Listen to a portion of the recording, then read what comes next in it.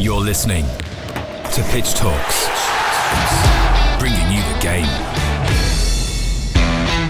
Welcome to a brand new episode of Bringing You the Game by PitchTALKS. I'm joined by my co-host Sam, and this week I'm very glad to introduce you to Dominic Edwards, the Higher Education Lecturer at West Ham United Foundation.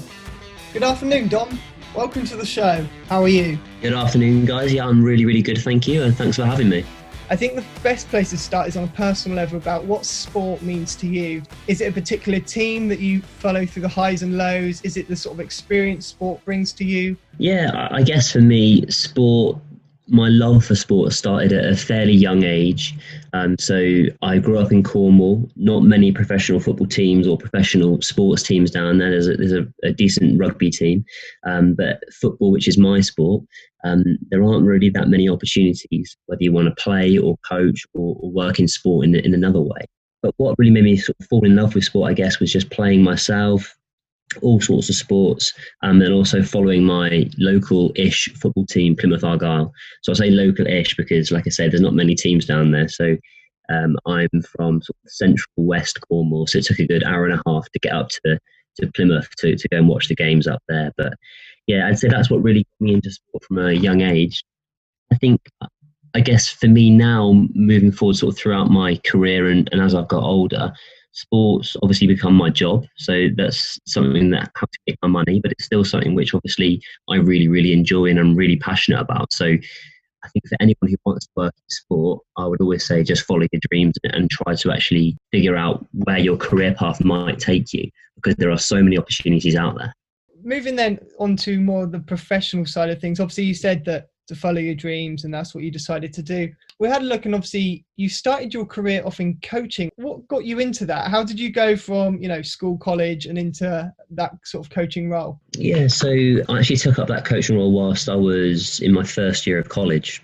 Like I mentioned, I played football at sort of grassroots level, local level, and then the team that I was playing for at that time, when I was probably under 16s, I think it was, they actually disbanded because they didn't have a coach, actually, ironically, I think. So I actually ended up coaching and working with sort of the under 12s, under 11s at my club as well, where I was playing as a youth player anyway. And that sort of got me really interested in potentially a career in sport, but interested in sort of teaching and learning and how you can actually help people as well. That's always something that I've been really passionate about. So from there, when I was 16, I did my FA level 1 and went on to my FA level 2 reasonably quickly, and then managed to get a paid coaching role or part-time coaching role at the Cornwall County Football Association. So that was my first real taste at the age of 16 of a more professionalised environment. So not just grassroots football, but also my first paycheck within football came from there, which was brilliant. We saw that you then went into coaching level up to obviously the FA sort of level. What was the main differences like going from like the Cornwall side to up to the FA level? Yeah, I guess it's just the sizes of the organisations, isn't it? And so once I got to 18, I moved up to Liverpool. So I did some work with Everton in the community whilst I was up there doing my degree at Liverpool John Moores.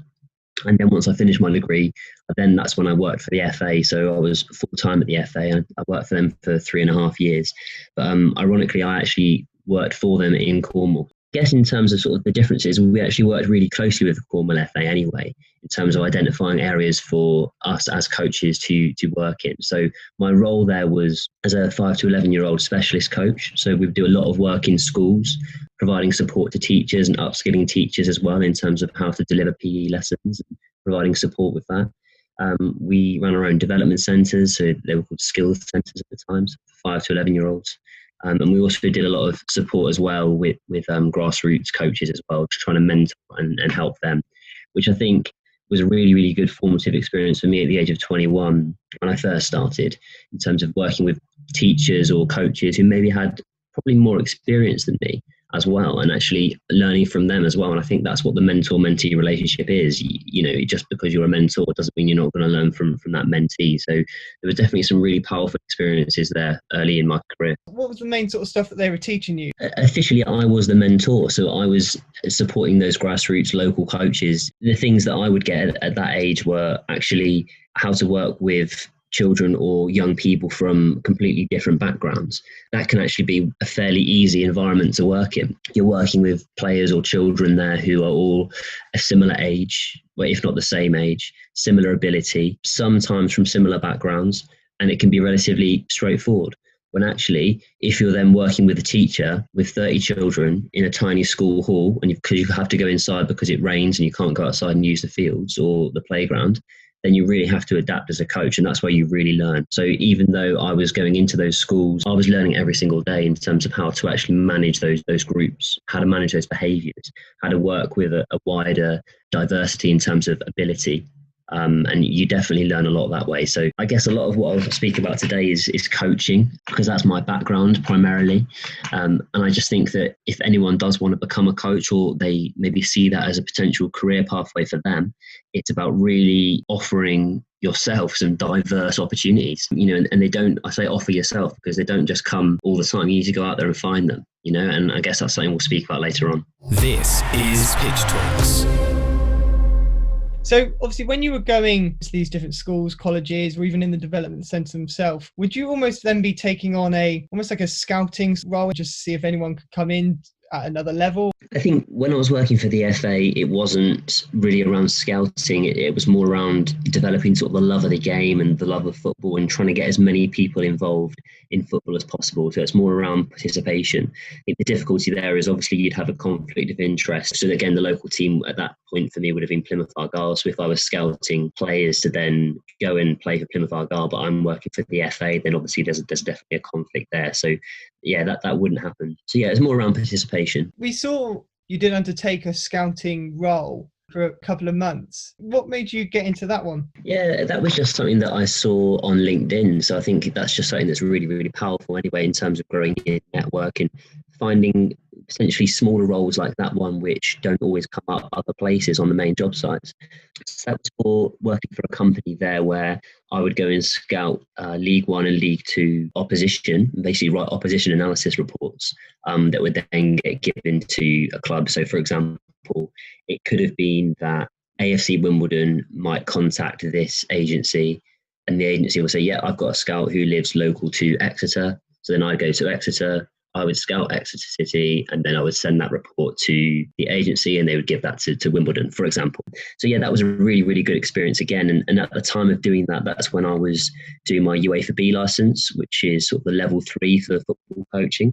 And that's a lot more high level in terms of tactical detail. So I think that alongside of the scouting role actually worked really, really well as well. So out of interest, because obviously I haven't got any of these badges, how many badges are there? There are 5 badges. So you go level 1, level 2, UEFA B, which is your level 3. And then you go UEFA A, which is the level 4.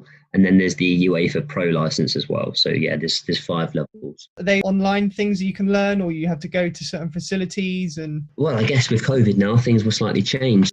I think the rumours are a lot of them may become online. UEFA B license, so the level 3, you're going to have face-to-face workshops. It might be 3 or 4 days. And then also the tutors will come out and actually observe you in situ. So they'll observe you coaching your group of players as well and provide you feedback there. I think I'm not sure, the UEFA B is probably around 12 months to complete now. So it's quite a sizable course. You're listening to Pitch Talks, bringing you the game. You mentioned earlier about your interest in education, and obviously that's where you are currently. Mm-hmm. What was it about the education side that you just felt that you wanted to get involved in later on? I guess for me, because like I mentioned, I'd always wanted to work in sport. So since the age of probably around 15, 16, people would always say to me, oh, you should be a teacher, you'd be good at that. From the outside, it is a profession, or it's seen as a pathway potentially. Whereas coaching or, lecturing coaching, especially if we're talking around, 10 years ago, wasn't seen as a profession. It wasn't professionalized that it is now. So I think people would say to me, do you want to become a teacher? You'd be really good at that. You'd really enjoy that. And that was never really something that I wanted to do. But, ironically now I do work in education.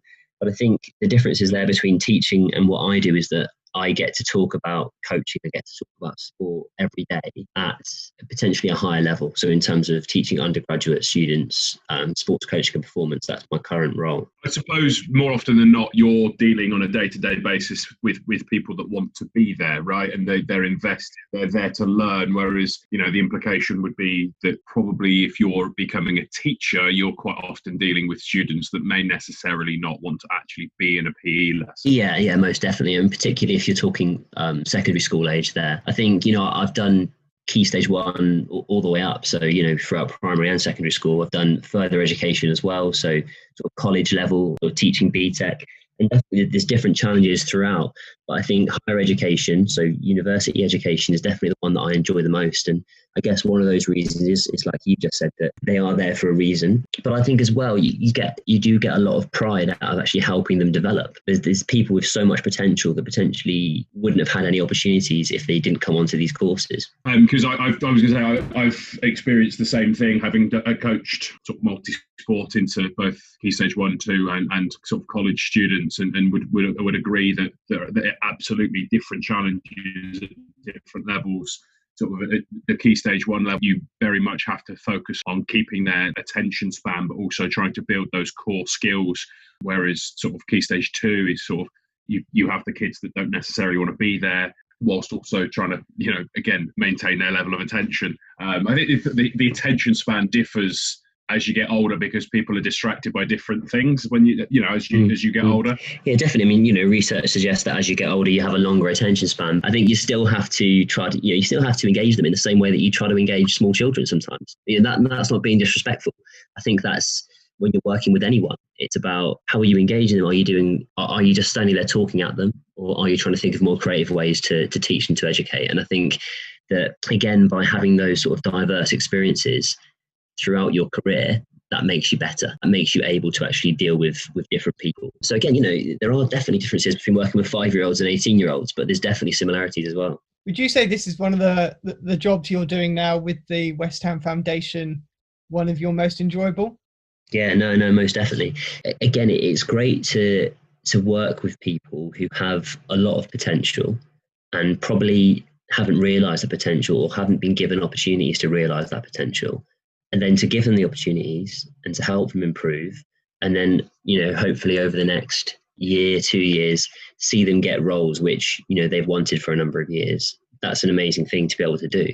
That's a great experience.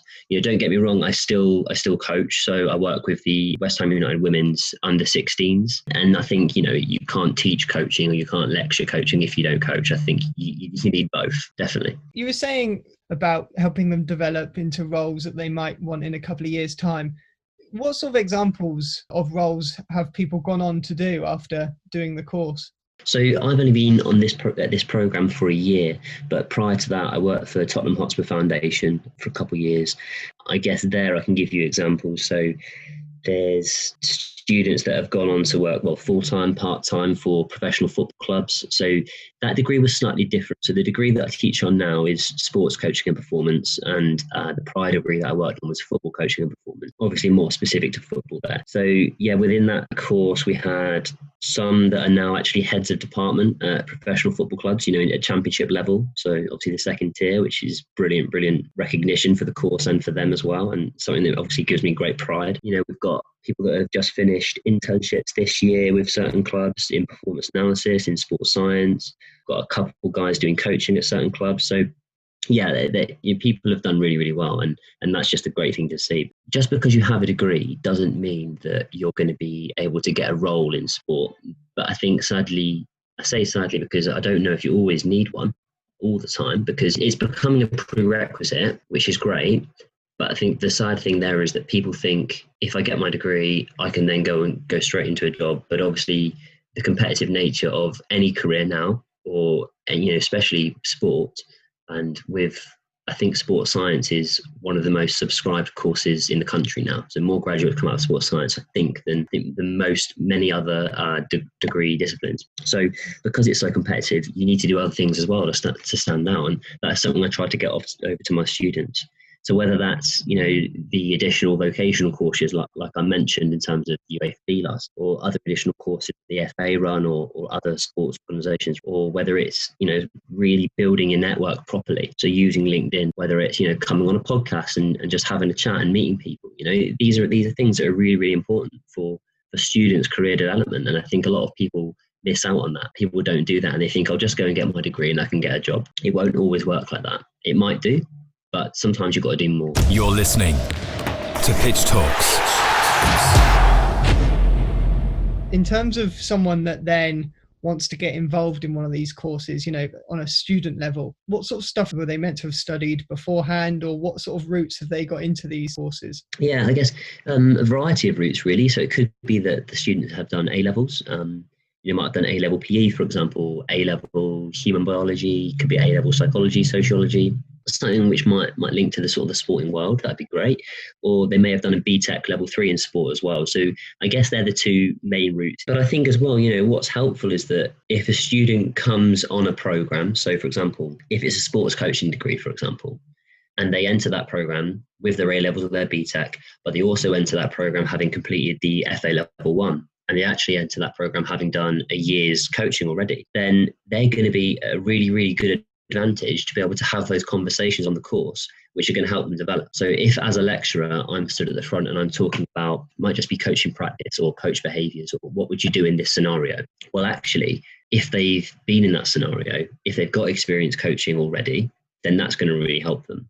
But I think what a lot of people do is they look and they go, I'm quite interested in that. Okay, I'm going to go and do this course. Brilliant. That's a great thing to do. But actually, when you've decided you're going to go and do that course, then try to get a little bit of experience as well. Try to get a little bit of exposure, because then that's going to really help you when you actually start the program. What's it been like with the interruptions of COVID-19? Yeah, I mean, obviously there have been a lot of interruptions. I think some students have dealt with it, better or just differently than other students. So some students have really wanted to engage still. So obviously as COVID begun, we were coming to the end of our academic year anyway. But what we tried to do, or have tried to do, we're still having contact with students on a sort of a systematic basis. So, students have been invited to different events with us. We've been sending out things such as CPD that people can engage with. So it's about trying to make sure you've still got that engagement throughout the summer, and you've still got that engagement throughout lockdown as well. And like I say, some students really engage and some students maybe less so, but that's fine. It's their prerogative, isn't it? So yeah, it's definitely been quite a challenging time for the higher education sector. But I think, all sectors have been hit hard regardless. So yeah, we're all trying to figure it out, aren't we? Yeah, well, exactly. I think everyone's sort of learning as we go, but hopefully, touch wood, normality is not too far away. Obviously, you do a lot. Just from what we've been talking about today, you're very, very busy. However, there's just one more thing that I saw that you do, and that's part of the Premier League, the Games Programme Event Consultant. Can you tell us a little bit what that's about and, what you do day to day there? Yeah, it's great. So that's working on behalf of the Premier League, delivering their games programme. So that's their fixture programme to their 9 to 16s. So, for example, it might be that there's 6v6 event going on in West London, and there's 4 or 5 different clubs that have been invited, and then staff like myself, who are consultants, so not employed by the Premier League, but we would go down to support the event. So obviously to take the scores, ensure that everything runs correctly, deal with any issues and problem solve. And just really make sure that actually everything runs as smoothly as possible. So I think actually that's a really, really good experience that I would suggest all students or anyone interested in sport tries to get involved with, is things such as events management. With events management, you're exposed to so many different problems that might occur.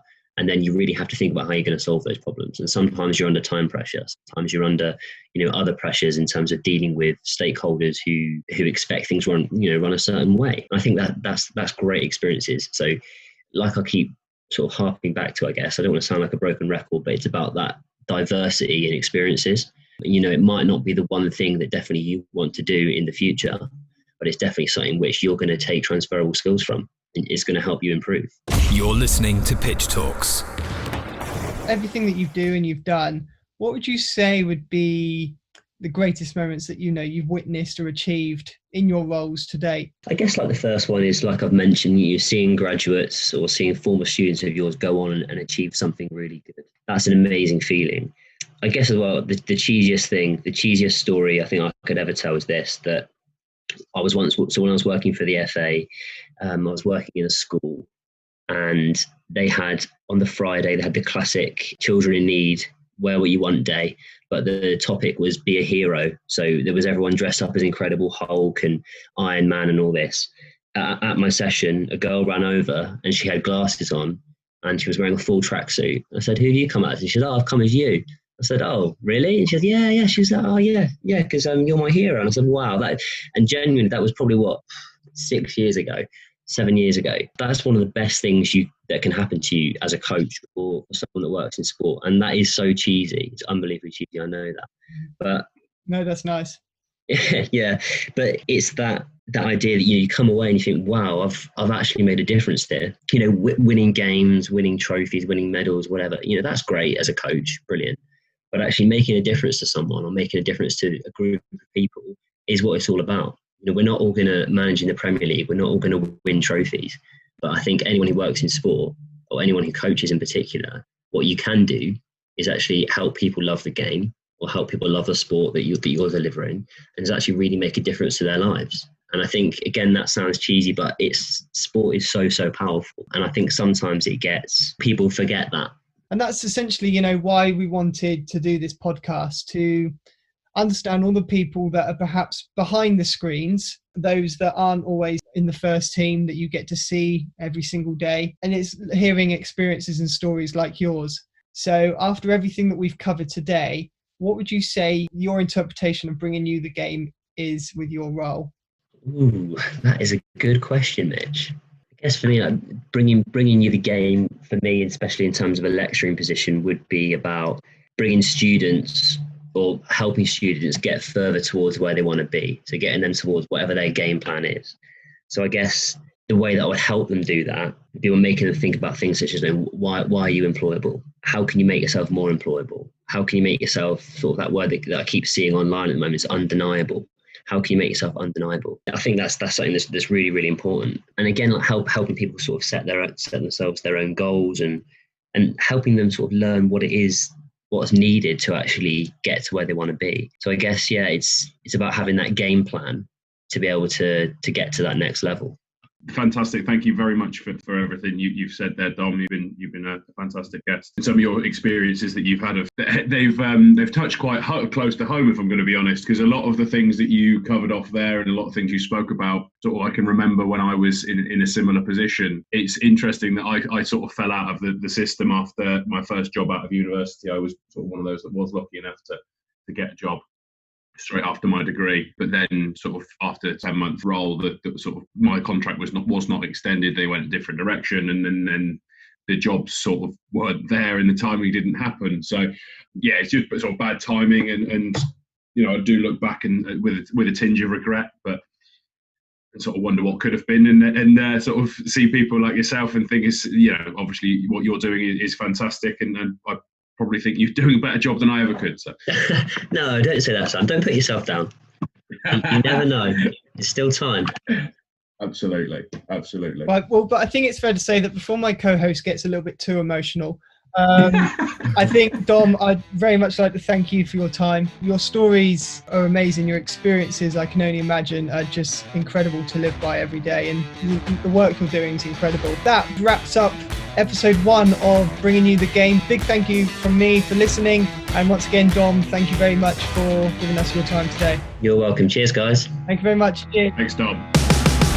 Thank you for listening to another episode of Bringing You the Game by PitchTALKS.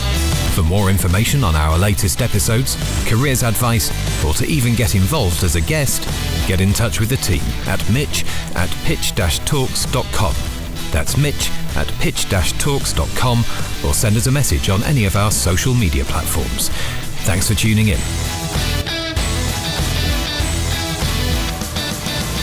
Bringing you the game. All PitchTalk content is copyright protected. PitchTALKS.